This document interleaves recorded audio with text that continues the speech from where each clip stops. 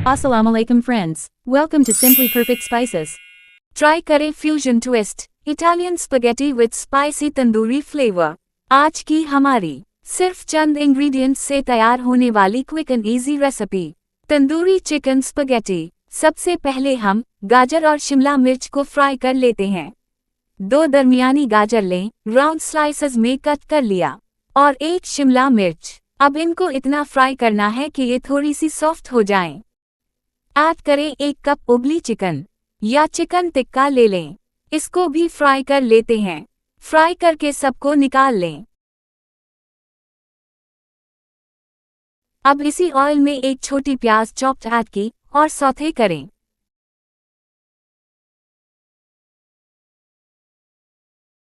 साथ ही डाल देते हैं फ्रेश ग्रेटेड लहसुन के 4 जॉय। प्याज ट्रांसलूसेंट हो गई है तो अब ये 3 टमाटर हैं ब्लेंडेड, ये इसमें डाल लेते हैं। ऐड करते हैं spices. 2 teaspoon tandoori masala, ½ teaspoon लाल मिर्च पाउडर या हस्बे जायका, नमक हस्बे जायका, 1 टीस्पून ऑरिगेनो। टमाटर और स्पाइसेस को भून ले कि पानी खुश्क हो जाए। मसाला तैयार हो गया है, ऑयल सेपरेट हो गया है। अब चिकन और सब्जियां ऐड कर लेते हैं। स्पगेटी भी डाल देते हैं।